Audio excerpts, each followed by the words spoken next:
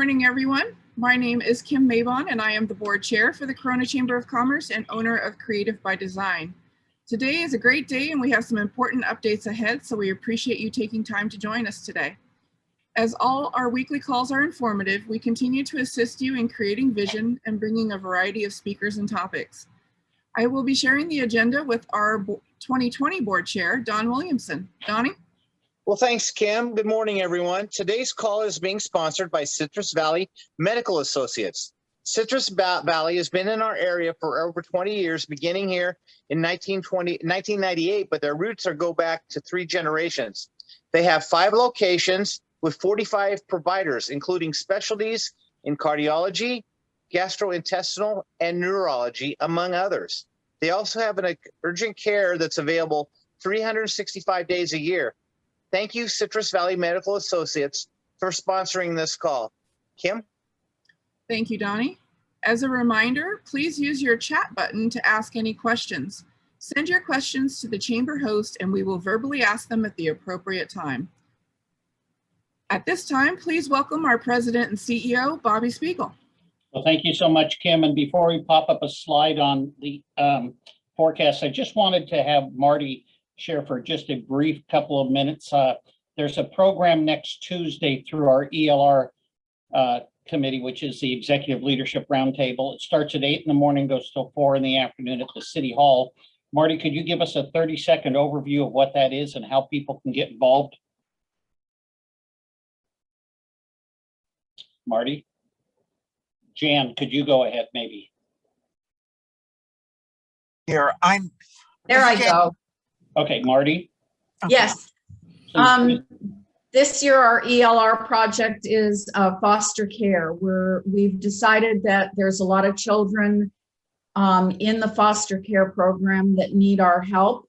You know, many children go into this program, and when they're let out of the program, they're given a plastic garbage bag to fill up and to put all their worldly goods, clothing, everything into a garbage bag, and they're out of the system. And so we're having, on July 20th, we're having a wonderful full day with lots of great people from the city of Corona, politicians, fire department, police, and they're all coming to inspire these kids for the future. You know, just because you've been dealt a bad hand in life doesn't mean that you're going to turn out to be that kind of person. And we want these kids to know that there is hope and that there is something after foster care and that they can count on our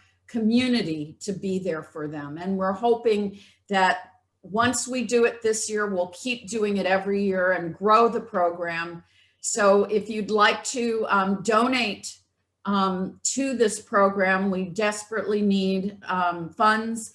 We need people to be backing it emotionally and physically. So if you're interested, you can reach out to the Corona Chamber of Commerce, or you can reach out to me, Marty Kerner, at 949-302-2823, and I will get you in touch with the people that are taking the funds, and they can go through everything with you. But it's a wonderful program, and I hope everyone will get involved and help us out this year and for years to come. Thank you. That is awesome. Thank you, Marty. And for any of you that are on the call that have questions, you can either put it into the chat or you can connect with me and we can get you in contact with the group. It is this next Tuesday, the 20th of July, from 8 a.m. until 4 p.m. And again, as Marty stated, the foster students, as soon as they turn 18, they're booted out of the system. So this is a great program that our Executive Leadership Roundtable has taken on as their project. I would like to just give you a quick update on our economic forecast, which is coming up next Thursday, a week from tomorrow. We are nearly sold out. We're very excited to say that United Paving is our presenting sponsor. And if anyone would like to get a couple of seats, you can go online and register immediately for that. Or if you want to do a sponsorship, there are still some of those available. In your chat, you will see the link for that on the bit.ly. The next slide that we have, the Corona Night with the Angels, very powerful community outreach. What we do is we take hundreds of people on down to the Anaheim Stadium. All of you can purchase tickets from the $30 range to the $140. The bit.ly is there. It will be put into the chat box as well. We have a limited amount of tickets. This is the game of the year. It is the Angels versus the Yankees on Tuesday, August 31st, and it'll be a lot of fun. We encourage you all to be there.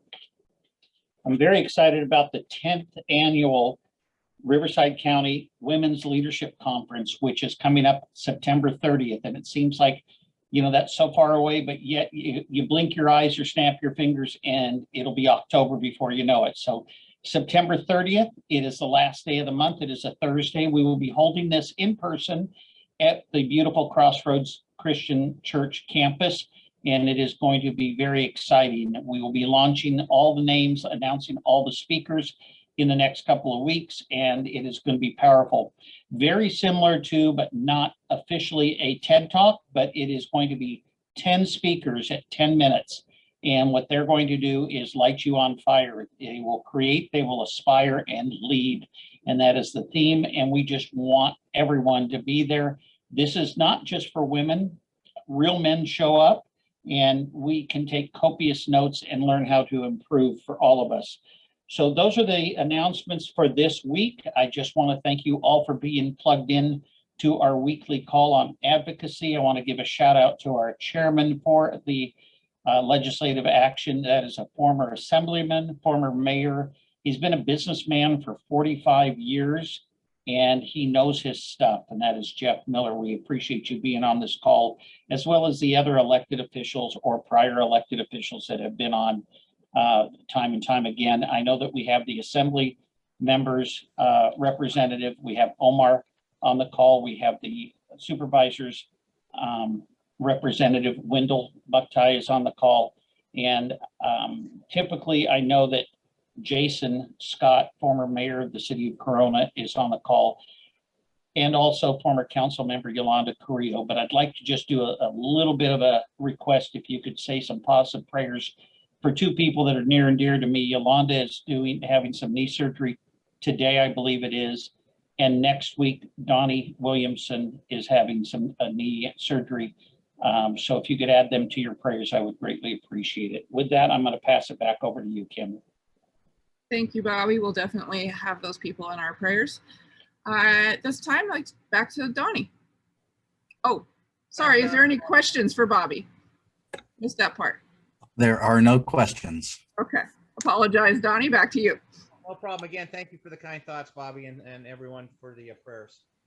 As part of our Chamber's advocacy outreach, these calls are very important to present to you relevant topics of what we're doing here. Our business briefings are to educate and empower you, our members. And if you happen to be on this call and you're still not a member, you know what?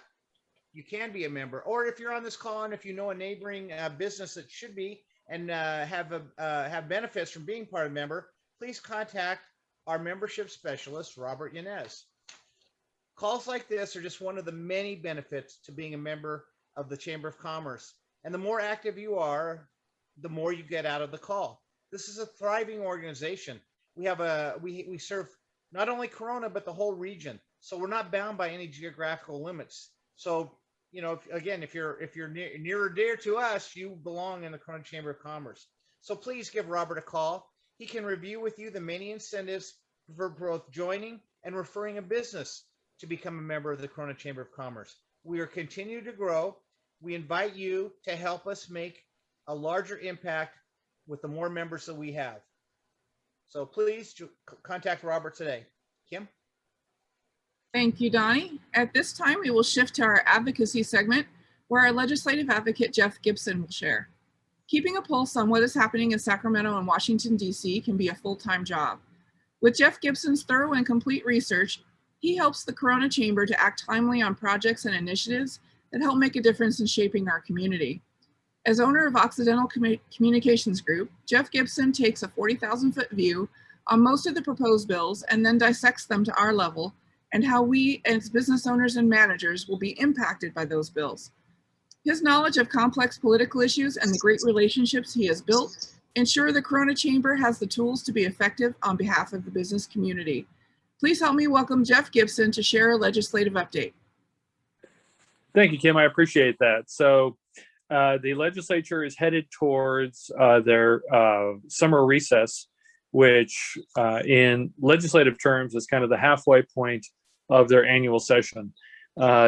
Just to give you how that's not an exact measurement, the session starts in December and runs through September, and they consider their work half done by July 14th. So what we decided to do was to adopt a look back and understand some of the successes that we've had. These are not all the successes that we've had, but we've asked you to do a number of supportive things for us, and where are we getting it on that? And we've had a number of successes. So going through them, they should be here on the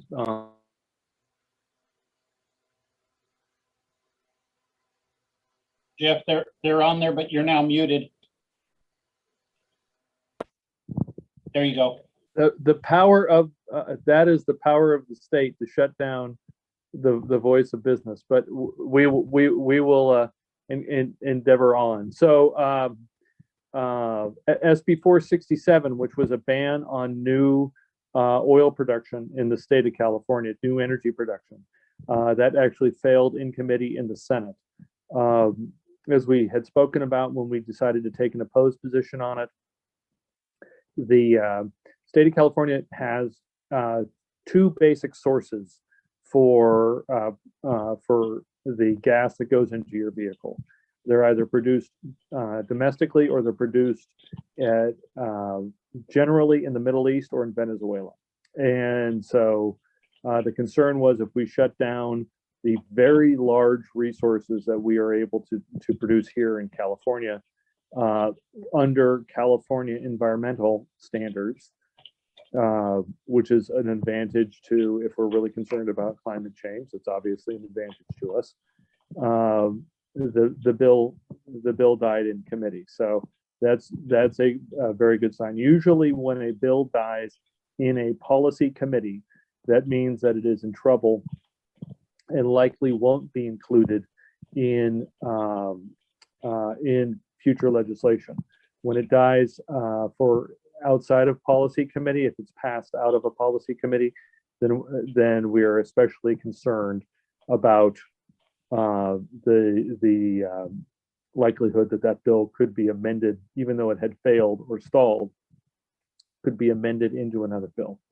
So moving on, our second is AB 71, which was a massive corporate tax increase that has stalled. It stalled in a policy committee. So, and it stalled with the announcement that the state has a $75.7 billion surplus. Another bill that stalled, it's a bill that we've worked against. It's an idea we've worked against for quite some time, is AB 1400, which was this year's version of single-payer healthcare. So that is something that we've worked against going back at least 10 years. It has in previous years gotten closer, but it here again stalled out in a policy committee. AB 1465, which was going to be, as we talked about, a requirement on employers to provide healthcare benefits to all of their employees within transit corridors, within walking distance. So above and beyond whatever doctor you would want or your employees would want, this was going to extend that to make sure that they could either walk or take the bus or a train to their health care. So that was amended, and most of the policy that we were concerned about was removed, and the whole bill was put into a study bill. So that is generally a heads up that we will be seeing this issue again. So it's something that we have to continue to remain vigilant on, obviously. Two bills that we're still active on that are of great concern to us are AB 1253, which is a massive personal income tax increase. It's still in it's still in the assembly. It's still in its policy committee. It has been heard, but it wasn't acted upon. That indicates, as AB 1199 is as well, which is a massive targeted tax increase at homeownership. Both of those bills are being held in the Assembly Revenue and Tax Committees. And our concern isn't that they aren't necessarily moving. It's that generally that's one of the stopping points for a consideration of tax ideas that could be amended into other bills. And that's really what we're guarding against. So I made a joke at the beginning that July is the middle of the calendar for the legislature. It isn't strictly true, obviously, but it is practically true that about half of the work of the legislature has been completed by the middle of July when they go on recess. They're going to come back the second week of August. And in that second week of August, between the second week of August and the second week of September, they will finish the other half of their work. This year, they've been a little bit more organized. So I would say they have about 45% or maybe 40% of the work done. But you can see that August is going to be an extremely busy month. And so as we head into that, we're going to be sharing with you the billions and billions and billions and billions of dollars worth of success that we have been a part of. While also sharing with you very specific ideas of how to contact your legislators and let them know the specific concerns with bills. And the specific concerns on 1199 and 1253, Assembly Bills 1199 and 1253, for Senator Roth and Assembly Member Cervantes, are that they are hitting those bills, if passed into law, would hit California taxpayers who are reeling from this emergency, and in a way that it makes them uncompetitive to either own a home, impossible to own a home here, or to employ people here, which are two of the things that we are very, very concentrated on as a community. And so, in any case, happy to take your questions. I don't know if anybody saw, but about an hour and a half ago, the inflation number was released, and inflation is now above 5% for the first time in 13 years, and only for the second time in 25 years. So that's it's running right now at about 5.4% year over year. If you take, and as you guys know from your work, or you may not know from your work with me, we always take the widest possible economic data. So the newspaper or someone else may take a more narrow reporting item that in the case of inflation might leave out food, might leave out oil, might leave out other cost centers, but we specifically go out and find whether it's good or it's bad, just so that you can kind of get the best overall information. So happy to take any questions. Okay, thank you, Jeff. Anthony, do we have any questions for him? We have one question at the moment. Now that we are approaching end of session, can you briefly explain gut and amend and what that means to us small business owners? You're muted, Jeff.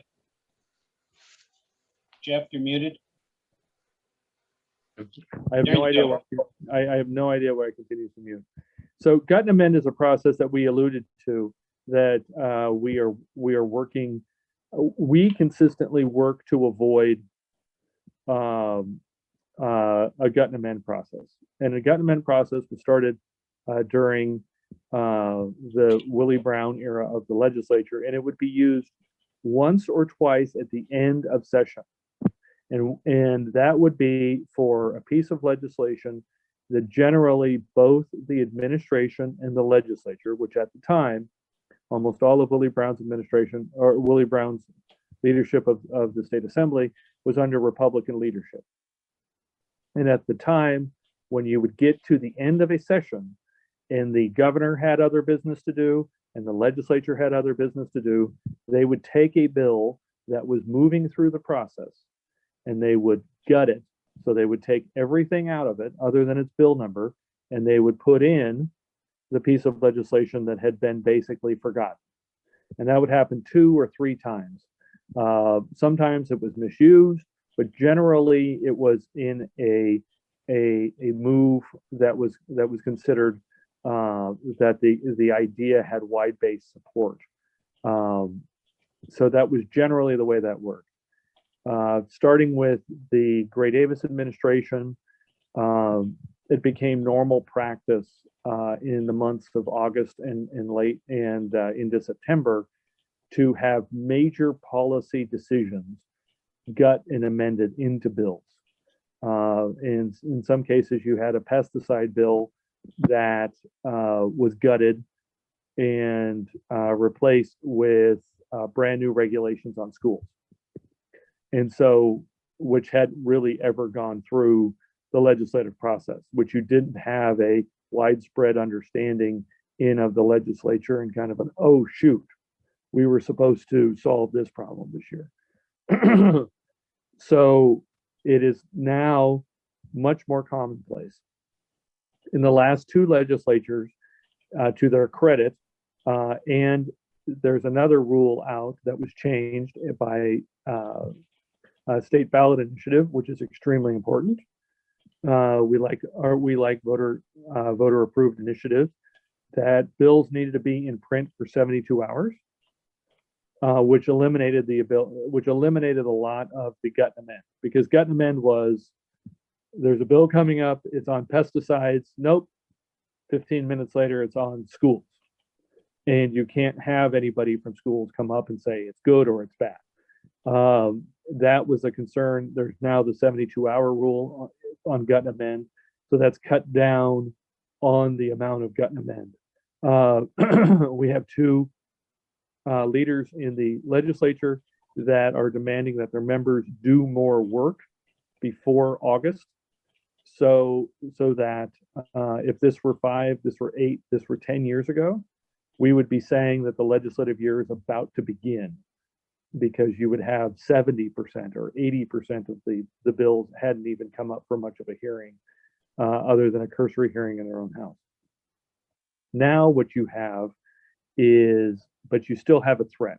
So we're concerned that those massive tax increases that we talked about, AB 1199 and AB 1253, along with each of the bills that we talked about, which are stalled.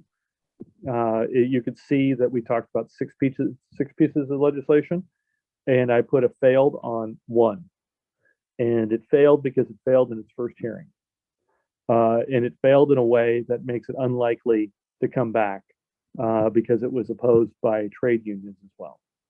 So there's significant opposition from both a business lobby and a trade lobby. So we can pretty confidently say that's failed. Every other one, there's a danger that it could be amended into a piece of legislation.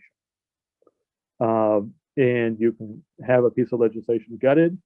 Each member carries about 3 or 4 pieces of legislation that don't have a lot of idea behind them, and they kind of move through the legislative process. That's specifically for gut and amend. So that's why we're telling you that it's important to continue to pay attention, because we could have a bill, like I said, you could have a bill on pesticides turn out to be about schools, and there's not much you can do about it. So anyway, did I kill that issue thoroughly? Are there follow-ups or thumbs ups or? Thank you, Jeff. I do not believe we have any other questions at the moment. So thank you again, and back to you, Kim. Thank you, guys. Appreciate it. Thank you, Jeff. Do we need to take a vote on those last 2 bills, the AB 1199 and AB 1253? No, we have already opposed this.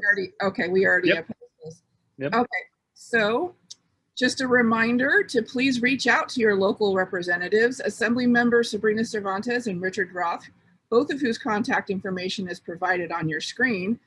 That is the best way that you can help stop these bills, is by contacting those members and letting them know how you feel about those. Again, thank you, Jeff, for providing us with those critical updates. Donnie? Thank you, Kim. Once again, we'd like to thank today's sponsor, Citrus Valley Medical Associates. They're very involved in our community. They're committed to always delivering outstanding service equally to all patients at all of their office. To learn more about them, please contact what's on your screen there, themightydocs.com. Kim. Thank you, Donnie. If you would like to sponsor a future business briefing, please contact the Chamber. Register now to join us next Wednesday, July 21st for more advocacy news. Thank you, everyone, for attending. Our meeting is adjourned.